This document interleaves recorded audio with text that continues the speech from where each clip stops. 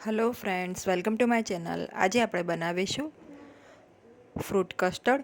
જો તમે મારી ચેનલ પર નવા હો તો મારી ચેનલને સબસ્ક્રાઇબ કરજો, જેથી આવનારી નવી વિડીયોની નોટિફિકેશન તમને સૌથી પહેલાં મળી શકે। તો ચાલો આપણે રેસીપી સ્ટાર્ટ કરીશું।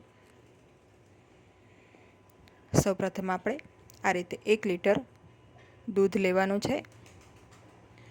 તો એકદમ ઠંડુ દૂધ છે, એમાંથી 1 વાટકી દૂધ આ રીતે અલગ કાઢી રાખવાનું છે આપણે। અને બાકીનું જે દૂધ છે એ આપણે એને ગરમ કરવા મૂકીશું। તો મીડિયમ ફ્લેમ ઉપર આપણે દૂધને ગરમ કરી લઈશું। દૂધમાં એક ઉભરો આવે ત્યાં સુધી આપણે એને ગરમ કરવાનું છે। હવે દૂધ ગરમ થાય ત્યાં સુધી આપણે જે ઠંડુ દૂધ છે 1 વાટકી, એમાં અહીંયા મેં 6 ટેબલ સ્પૂન કસ્ટર્ડ પાવડર લીધું છે, વેનીલા ફ્લેવરવાળું। તો આ આપણે દૂધમાં મિક્સ કરવાનું છે। તો ધીમે ધીમે આ પાવડરને આપણે દૂધમાં મિક્સ કરી લઈશું। દૂધમાં બિલકુલ ગાંઠો ના હોવી જોઈએ, એ રીતે લમ્સ ફ્રી એકદમ સ્મૂથ આપણું દૂધ મિક્સ કરવાનું છે અહીંયા।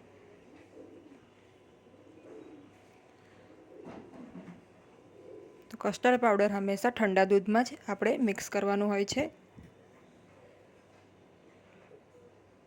હવે તમે જોઈ શકો છો એકદમ સારી રીતે કસ્ટર્ડ પાવડર દૂધમાં મિક્સ થઈ ગયું છે, બિલકુલ લમ્સ નથી। આ રીતે આપણે મિક્સ કરવાનું છે। દૂધ જોઈ લઈએ તો દૂધમાં પણ આ રીતે એક ઉભરો આવી ગયો છે। ગેસની ફ્લેમને એકદમ લો કરી દઈશું અને આ જે કસ્ટર્ડ મિલ્ક રેડી છે એ નાખી દઈશું। સારી રીતે મિક્સ કરી લઈએ।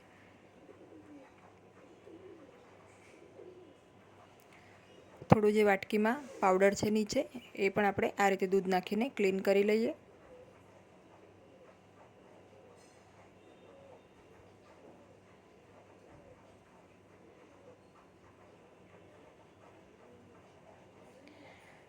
હવે આપણે આ દૂધને મીડિયમ ફ્લેમ ઉપર આ રીતે હલાવતા રહીને થવા દેવાનું છે।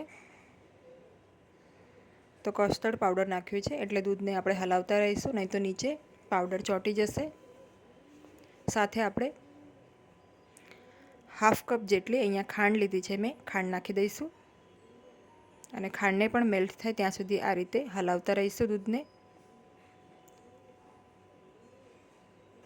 તો કસ્ટર્ડ પાવડર નાખવાથી દૂધ એકદમ ફટાફટ ઘટ્ટ થઈ જાય છે। થોડી જ વારમાં આ દૂધ સરસ ઘટ્ટ થઈ જશે। તો ઓછી મહેનતે એકદમ સરસ ડિલિશિયસ આપણી રેસીપી તૈયાર થાય છે।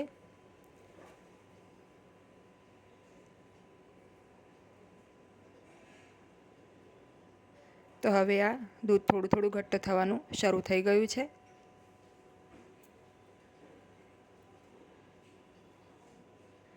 પાંચ મિનિટ પછી આ રીતે તમે ચમચાની પાછળની બાજુ આપણે જોઈએ તો દૂધની એક લેયર બની ગઈ છે।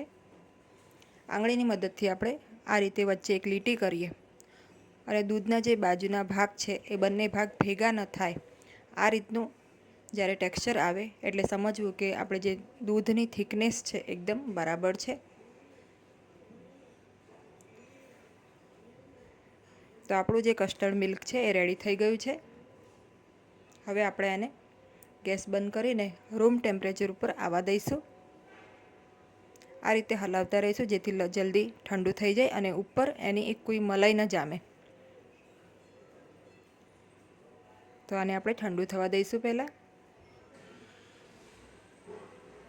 તમે જોઈ શકો છો જેમ આ ઠંડુ થશે એમ થોડું વધારે ઘટ્ટ થશે।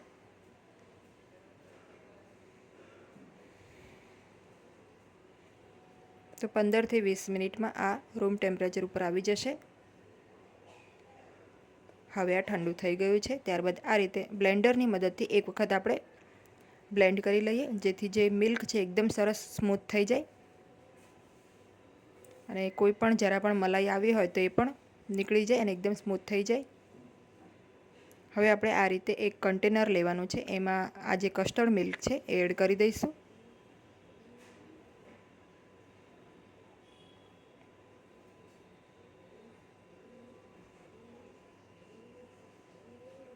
તમે આને કોઈ બાઉલમાં પણ કાઢીને ફ્રીજમાં રાખી શકો છો। હવે આપણે ઢાંકણ બંધ કરીને આ કસ્ટર્ડ મિલ્કને એકદમ ઠંડુ થાય એ રીતે 3 થી 4 કલાક માટે ફ્રીજમાં મૂકીશું.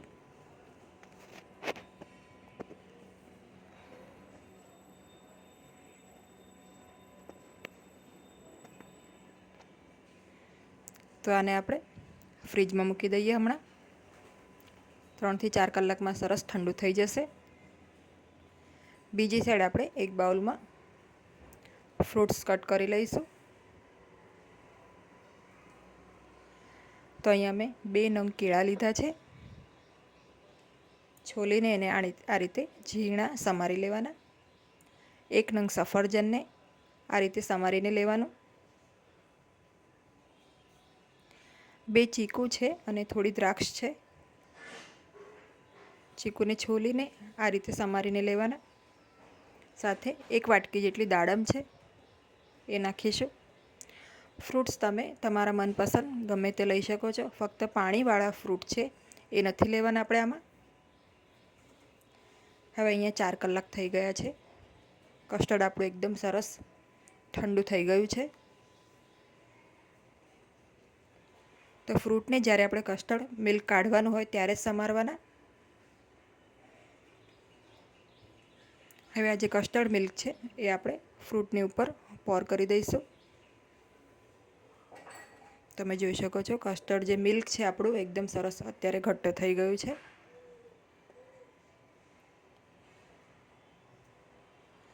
તો ઉનાળામાં આ રીતે આ ફ્રૂટ કસ્ટર્ડ ખાવાની ખૂબ જ મજા આવશે.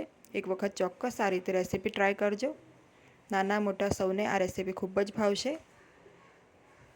હવે તમે ઈચ્છો તો આને અત્યારે પણ સર્વ કરી શકો છો અને આને 2-3 કલાક ફરીથી ફ્રીજમાં મૂકીને પણ સર્વ કરી શકો છો, જેથી આ વધારે એકદમ સરસ ચીલ્ડ થઈ જશે. તો આને ફરીથી હું 2 થી 3 કલાક માટે ફ્રીજમાં મૂકી દઈશ. પછી આપણે આને સર્વ કરી લઈશું.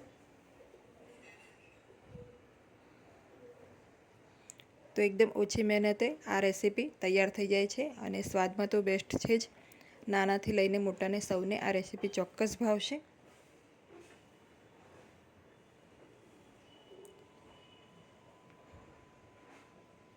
તો 3 કલાક પછી આપણે આને સર્વ કરી લઈએ. તો રેડી છે એકદમ ડિલિશિયસ ઠંડુ ઠંડુ ફ્રૂટ કસ્ટર્ડ. તો આ રેસીપી એક વખત ચોક્કસ ટ્રાય કરજો. જો તમને મારી આજની આ રેસીપી ગમી હોય તો વિડીયોને લાઈક અને શેર કરજો અને મારી ચેનલને સબસ્ક્રાઈબ કરજો. Thanks for watching.